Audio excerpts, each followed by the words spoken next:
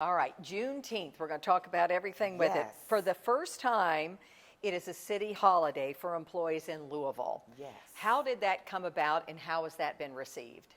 Well, I think that it's come about all through the vision of Mayor Fisher. I have to give him his prompts.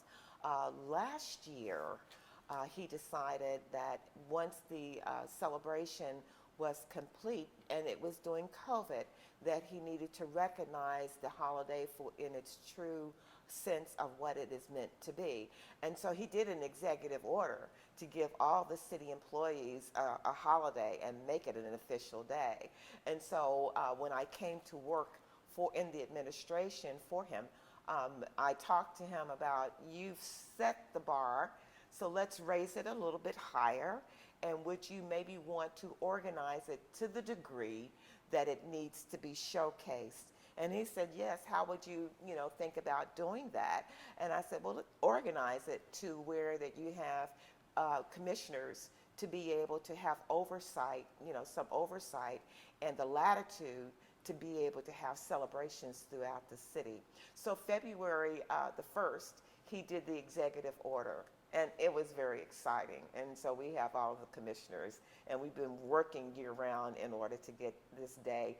And not just this day, but leading up to the actual day of Juneteenth. You have a whole week of things. We're going to get to the commissioners and what you all have been doing in just a second.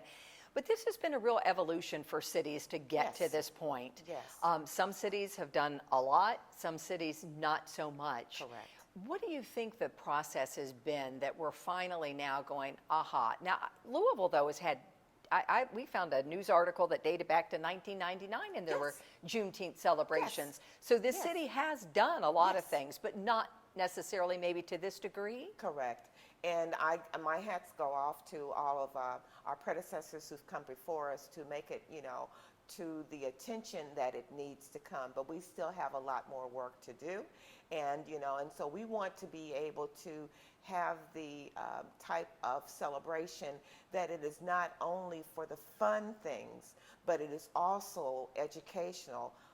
Also the process. It's also about our health. It's also about so many other things that we have been involved in historically that people are unaware.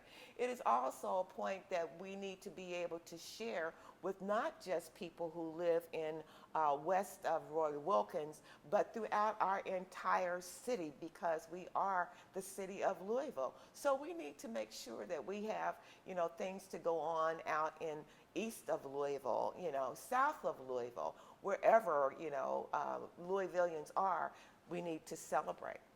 And to know the importance of this day. After Tulsa, and so much attention was drawn to that with the massacre, so much is not taught. Correct. I had not heard of all of that with Tulsa to that degree until very recently. And it's kind of the importance of Juneteenth that people are going, and we've had that debate. What dates are important? What dates should be recognized? But Juneteenth, it's about the education of it and really what's not taught. Exactly. And so, as we move forward in this entire realm of things about Juneteenth, we also need to understand that Kentucky was a state that did not succeed. So even though Juneteenth culminated in Texas, and that's why we celebrate the Juneteenth, because of that, but Kentucky did not succeed until August. Later. And so we need to look at August. I think it's August the 8th. I'm not sure, Rachel. But we need to know where we were in the state of Kentucky with the entire movement at that time. And then also to note, very few Kentuckians do not know that we did not ratify the Emancipation Proclamation in the Commonwealth of Kentucky until 1976. That was in my lifetime, and I remember that. And so there is so much history that is not taught, to our children that need to be shared. We did so much, and our history needs to be shared. One of the caveats to this, Rachel, is that, the Juneteenth colors is red, white, and blue. And people, like, why is it more ethnic, with the kente colors? And yes, that is the homeland. That's where we descended from. But when we got to the Americas, we built the Americas. It was built with our blood. It was built on our backs. So why not caress the red, white, and blue, and to be able to share that in the history as to why. So that is the national colors for Juneteenth, is red, white, and blue. Let's talk about the commission. How many members are on that? Oh my goodness, I believe it is 11? Yeah, I mean, I knew it was a nice handful. 11. I want yeah. to make sure. But we have some awesome commissioners, and and we have a person who is our advisor as well because of the role that he plays in the national, and that is none other than Akram Burton, who is with the Heritage Center. And Akram is on the national committee for Juneteenth. So he's right here in Louisville, Kentucky, a jewel in our own city, and we use that. But we have representatives from banking. We have Nikki Lanier and Carol Jones Clay. And from the University of Louisville, we have Celeste Lanier. We even have Dawn Wilson, who is with the LGBTQ community and then trans, I saw Metro and Council. So Metro Council, and we just, with Councilwoman McCraney is actually from Oklahoma. So Councilwoman Keisha Dorsey, Councilman Ja'Cory Arthur.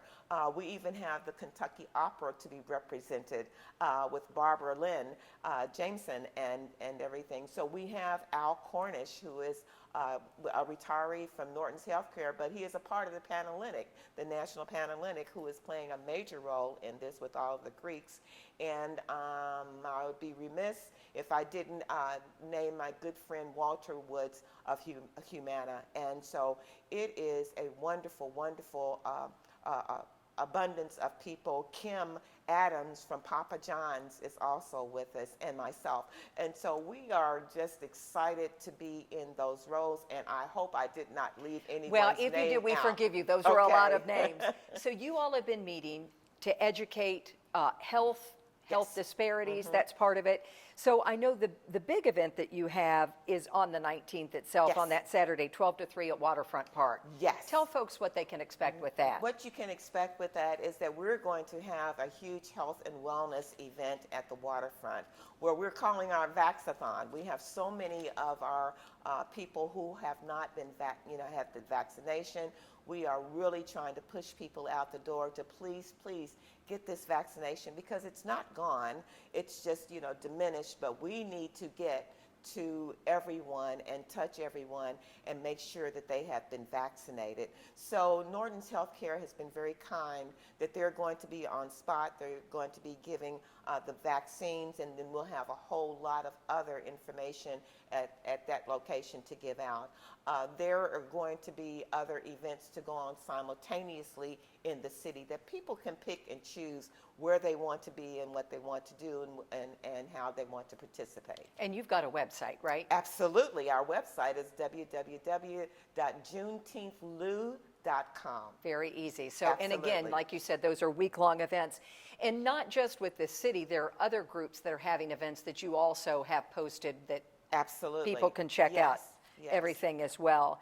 I guess your hope with the message for folks attending, Yes. what are you hoping that they walk away with? I'm hoping that questions will be asked about what, especially from our young people, that what is this all about? All of our children need to know what it's all about. And we do have a small educational piece for them to engage in entitled Freedom Finders that, they can learn from. We have all types of information that is out there that they can look at. But I'm hoping that we will be able to share and explore and to have those tough conversations. I did not mention my dear friend Dawn G. on Who I Wave know Country. you all And are doing some of those conversations we're with doing her. some of those conversations with her. And, to be able to talk about, why is there racial disparities? Why is there health, a gap? Why is there financial problems that we seek?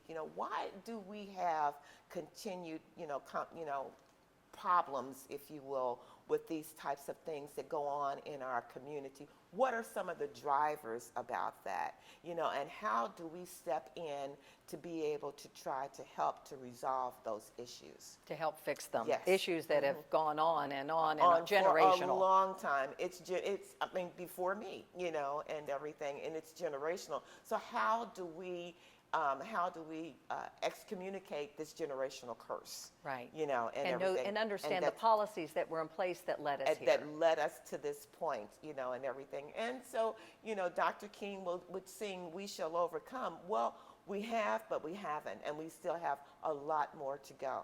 We still have a lot more to go. We are coming off such a tough year with COVID, Yes. with the killing of Breonna Taylor, Yes. with the protests.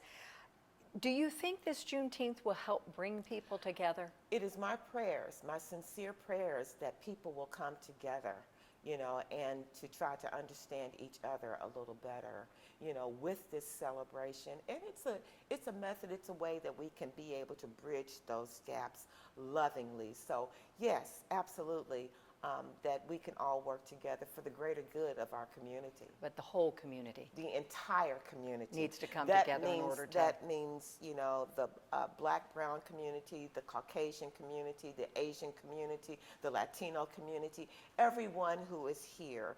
We need to celebrate. You know, this goes. I remember growing up, Rachel, that we used to have the different heritage weekends on the Belvedere, and then they stopped. I don't know why, but you know, it was a way that you could share all those different ethnicities, you know, and everything, and understand more about them.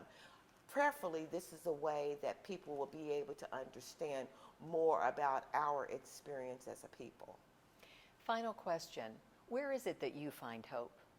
Oh my goodness, my hope is built on nothing less than Jesus' blood and his righteousness. That's where my hope is. I dare not trust the sweetest frame, but wholly lean on Jesus' name. And we'll end That's with my that. hope. Thank you. Thank you. Thank you so much for the opportunity.